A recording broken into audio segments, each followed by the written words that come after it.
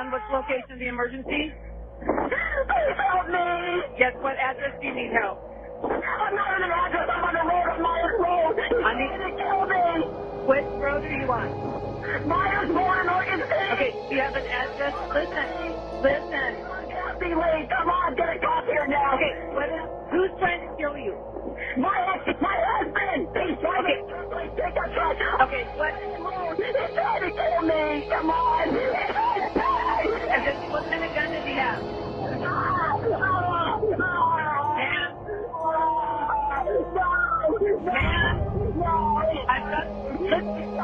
Ma'am, take a deep breath so I can understand you. Ma'am, I've already got help coming. I need you to tell me wire and what. On Glenn. I'm on Glenn. Squire. Just a minute. I'm walking. He shot me. Okay, you're on fire at Glenview Court? He shot me. Okay, where did he shoot you? In the chest. In the chest?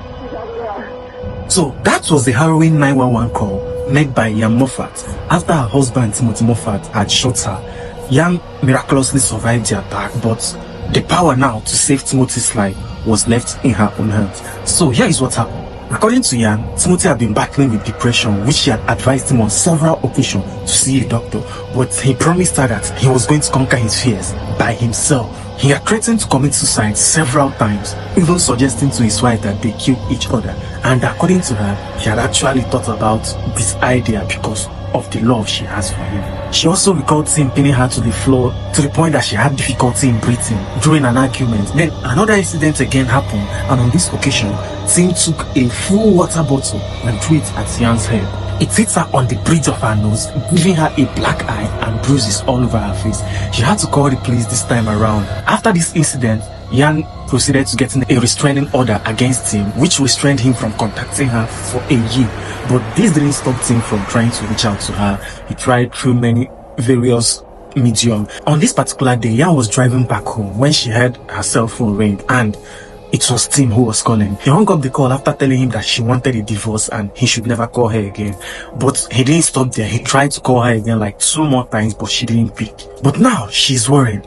She didn't know how or when, but she felt that her conversation with Tim must have upset him, and he might actually turn violent, and through his violence he might try to attack her or kill her. So she drove to her church in the Oregon City, and after about 20 minutes in the church's car park, she got back into her car and decided to drive home. Back at her house, she got anxious and went out again. She actually thought that driving around or pacing around would help her ease her anxiety. About half a mile from her son's home, she recognized the pickup following closely behind her. It was actually her husband, and upon sighting him, Ian sped away and made a quick left turn, and in the process trying to lose him. Tim was actually caught off guard by this sudden thought. He never expected it. So while trying to catch up with her, he crashed through a wooden fence. So Ian noticed that her husband has crashed through a wooden fence, so she decided to stop the SUV and was looking at him through the rear mirror to make sure that he was alright.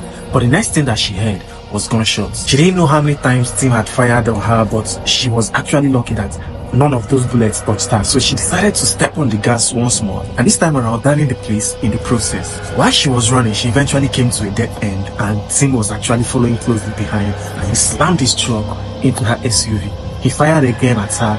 This time around, she felt bullets go into her left side 4 times. She crawled across the front seat and escaped through the passenger side of the door, and she staggered and made her way down the road while gasping for air and holding her blood-soaked chest. Luckily for her, a woman brought her into her garage where she helped her apply pressure on her wounds as they waited for the police to arrive. The police would later arrive with an emergency ambulance which took her to the hospital, and it was there that she learned that Tim actually tried killing himself after he had shot her. He tried killing himself, and that was when the SWAT officers surrounded him. He actually shot himself, but luckily for him, or unluckily, I don't know, he survived that. He was actually rushed to the hospital after that. So it was on her hospital bed that she learned that it is up to her to decide if her husband will live or die.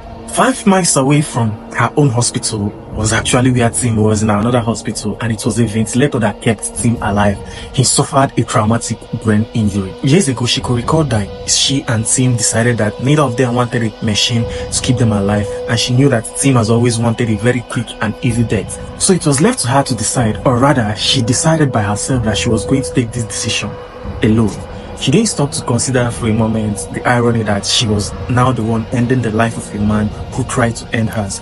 Or she didn't actually see it that way. She actually understood it as she knows this man better than everyone else, and she knows what this man would want. So when the moment finally came, Yan spoke to Tim from her hospital bed. She told Tim that she didn't understand why he had attacked her and why the whole love went sour and everything. So that was when she gave her final goodbye to Tim, taking the decision that would actually be the end of Tim's life. That was actually a very tough call to make, I guess. But do you think she took this decision out of love for her husband and not wanting him to suffer in pain, and the whole they didn't want a machine to keep them alive and all that, trying to make sure that he doesn't live in pain and give him an easy death and a quick death? Or do you think this was actually her taking a revenge on someone who tried to take her life? What's your thoughts?